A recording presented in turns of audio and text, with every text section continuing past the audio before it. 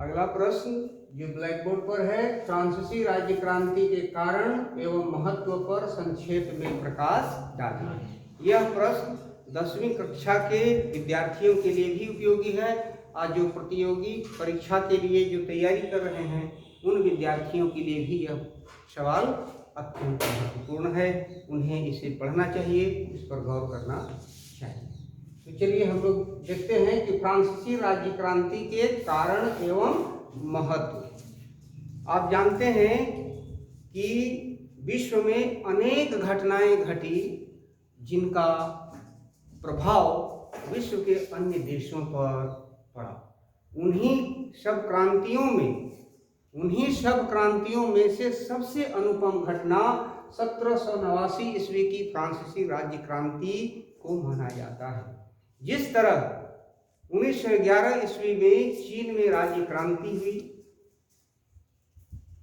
भारत में 1857 ईस्वी में सिपाही विद्रोह हुआ, 1917 ईस्वी में रूस में राज्य क्रांति हुई और वहां की व्यवस्था में परिवर्तन हुआ, उसी तरह 1789 की क्रांति के फलस्वरूप फ्रांस में एक महत्वपूर्ण परिवर्तन आया जिसका प्रभाव दुनिया के अन्य देशों पर गहरा पड़ा।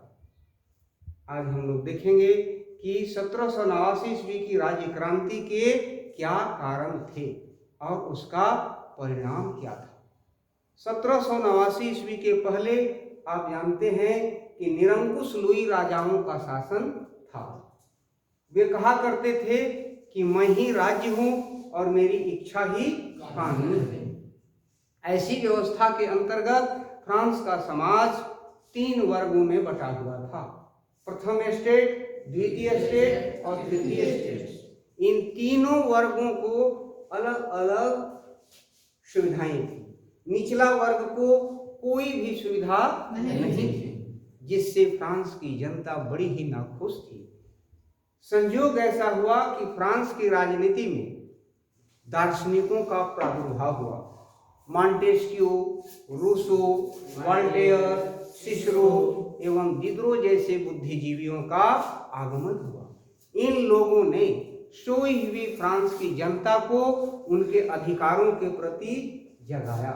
उन्हें बताया कि तुम्हें इस शासन से मुक्ति अगर पानी है तो लुई शासन को तुम्हें उखाड़ फेंकना होगा। मॉन्टेस्क्यू ने सामाजिक समझौता नामक एक पुस्तक लिखा। रूसो ने भी अपनी पुस्तक में यह लिखा कि लुई शासन दमनकारी शासन है, इससे छुटकारा पाना अति आवश्यक है। फलस्वरूप क्या हुआ, फ्रांस की जनता जगी और लुई शासन के खिलाफ उनके मन में असंतोष धीरे धीरे तो और बढ़ने लगा। तब उन्होंने क्या किया कि फ्रांस की जनता तत्कालीन शासक लुई 16वां के खिलाफ मोर्चा बनाना प्रारंभ कर दिया। और उधर लुई शासक जो थे वे बड़े ही विलासी और आराम से वर्साय के राजमहल में रहते थे। जनता की सुख दुख के प्रति उनका कोई ख्याल नहीं था।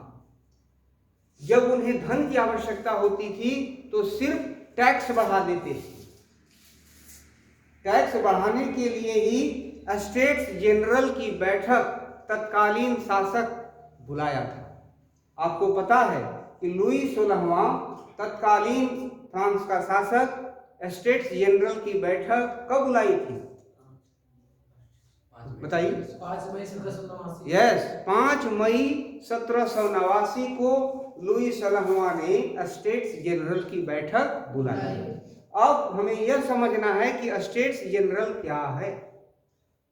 स्टेट्स जनरल क्या है? तो स्टेट जनरल फ्रांस की एक प्रतिनिधि सभा थी जिसमें फ्रांस के तीनों तबके के लोग शामिल थे। तो इस प्रकार की प्रतिनिधि सभा स्टेट्स जनरल थी। स्टेट जनरल की अनुमति से ही फ्रांसीसी शासक टैक्स की बढ़ोतरी कर सकते थे। इसीलिए लुई 16वां ने 5 मई 1789 को स्टेट जनरल की बैठक बुलाई थी। लेकिन तीसरे वर्ग के जो लोग थे, तीसरे स्टेट्स के जो लोग थे उन्होंने इस बैठक का बहिष्कार कर दिया। टैक्स वृद्धि को मानने को वे तैयार नहीं थे और वे सभा से बाहर चले गए और सभा से बाहर जाकर उन्होंने अपने आप को नेशनल असेंबली घोषित किया, नेशनल असेंबली घोषित कर दिया। कहने का तात्पर्य यह है कि फ्रांस के लुई शासकों की निरंकुश नीतियों के कारण फ्रांस में राज्य क्रांति हुई और वे एक जगह टेनिस कोर्ट में जमा हो गए और उन्होंने निर्णय लिया कि किसने निर्णय लिया? तीसरे स्टेट के लोगों ने। तीसरे स्टेट्स के लोगों ने स्टेट्स जनरल की बैठक का बहिष्कार कर दिया और टेनिस कोर्ट में जमा होकर के लुई शासन के खिलाफ बिगुल ठोक दिया। अर्थात उन्होंने निर्णय लिया कि अब लुई शासन की समाप्ति जरूरी है, तभी फ्रांस में समानता, स्वतंत्रता और भ्रातृत्व स्थापित हो सकता है। इसीलिए 14 जुलाई 1789 ईस्वी को उन्होंने बास्टिल के किले पर धावा बोल दिया और बास्टिल के किले के फाटक को तोड़ दिया और अपने लोगों को मुक्त करा लिया। इसी दिन को क्या कहते हैं? बास्टिल के पतन के नाम से इस दिन को माना जाता है। बास्टिल के किले का उपयोग, प्रश्न पूछता है कि किस रूप में किया जाता था? कैद खाने के रूप में लुई शासक किया करते थे। जो भी लुई शासन के खिलाफ आवाज उठाता था उसे अरेस्ट करके, उसे बंदी बना करके बास्टिल के किले में बंद कर दिया जाता था और उसे कठोर से कठोर यातना दी जाती थी। तो फ्रांसीसी क्रांति का सबसे प्रमुख कारण था लुई शासकों की निरंकुश नीति। तो बात समझ में आई? जिसके कारण फ्रांस में राज्य क्रांति हुई। अब परिणाम क्या हुआ? फ्रांसीसी राज्य क्रांति ने दुनिया को एक महामंत्र दिया। कौन सा महामंत्र? कौन सा संदेश? स्वतंत्रता, समानता और भ्रातृत्व। स्वतंत्रता के लिए लड़ाई लड़ने, समानता के लिए और भ्रातृत्व के लिए लड़ाई लड़ने के लिए लोगों को प्रेरित किया। इसके बाद दुनिया के गुलाम देशों में राष्ट्रीयता की भावना जगी। उस समय हमारा देश भारत भी गुलाम था और गुलामी की जंजीर से वह भी छुटकारा पाना चाहता था। तो भारत में भी भारत की राष्ट्रीयता में वृद्धि लाने में 1789 की क्रांति का महत्वपूर्ण योगदान है। उसी तरह और भी देश जो यूरोप के गुलाम थे वहां भी इसी की देखा देखी क्रांतियां हुई और वहां राष्ट्रवाद आगे बढ़ा। भारत तो इसमें प्रमुख देश था। भारत के राष्ट्रवादियों में भी यह भावना आई और इससे उन्होंने प्रेरणा ली।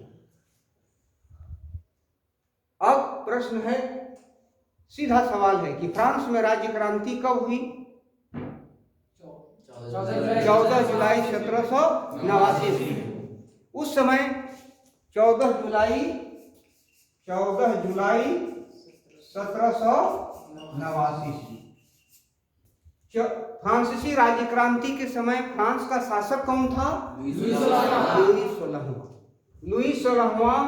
फ्रांस स्टेट्स जनरल की बैठक कब बुलाई थी? 5 मई 1789। स्टेट्स जनरल की बैठक लुई 16वां ने क्यों बुलाई थी? हाँ, टैक्स में वृद्धि के लिए, टैक्स में वृद्धि करने के लिए। तो स्टेट्स जनरल की बैठक का बहिष्कार किसने किया? तृतीय स्टेट्स के लोगों ने। तो बहिष्कार करने के बाद तृतीय स्टेट्स के लोग कहाँ जमा हुए? टेनिस कोर्ट में। और टेनिस कोर्ट में जब जमा हुए तो उन्होंने क्या निर्णय लिया? किस संगठन? नेशनल असेंबली का उन्होंने निर्माण किया। किसका किया? National assembly. नेशनल असेंबली का निर्माण फ्रांस के कौन सा तबके ने किया? तृतीय स्टेट्स के लोगों। तो इस तरह से अनेक सवाल इसमें पूछे जा सकते हैं और आप बताने में भी सक्षम हैं। फिर मैं पूछता हूं कि फ्रांस की राज्य क्रांति कब हुई? 14 जुलाई 1789 में। फ्रांसीसी राज्य क्रांति के समय फ्रांस का शासक कौन था? लुई 16वां। लुई शासकों का शासन कैसा था? निरंकुश। यह किसका कथन है कि it is law because it is my will? Louis 16वां नहीं, लुई 14वां। लुई 16वां ने स्टेट जनरल की बैठक क्यों बुलाई थी?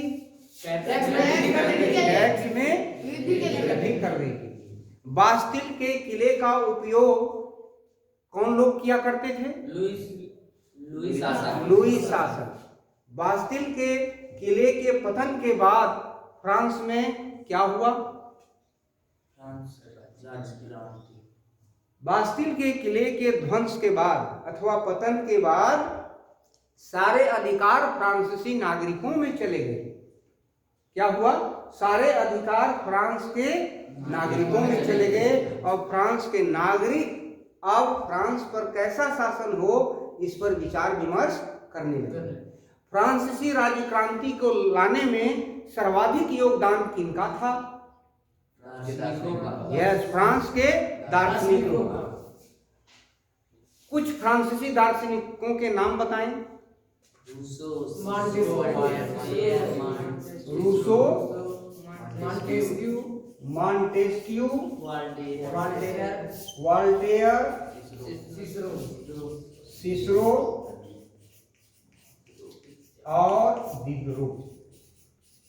इन बुद्धिजीवियों के प्रयासों के फलस्वरूप ही फ्रांस में राज्य क्रांति हुई। कहा जाता है कि फ्रांसीसी राज्य क्रांति के सामाजिक, आर्थिक, राजनीतिक, धार्मिक कारण मौजूद थे, परंतु सर्वाधिक योगदान फ्रांसीसी राज्य क्रांति को लाने में इन्हीं दार्शनिकों का था। इन्हीं बुद्धिजीवियों ने बारूद के समान ढेर कारणों में चिंगारी लगाने का काम इन्हीं दार्शनिकों ने किया और तब फ्रांस में 14 जुलाई 1789 ईस्वी में राज्य क्रांति हुई। बात समझ में आई? तो ठीक है, अगली कक्षा में हम लोग पुनः विश्व इतिहास के अन्य घटनाओं पर चर्चा करेंगे ताकि 10वीं कक्षा के विद्यार्थी उससे लाभान्वित हो सके।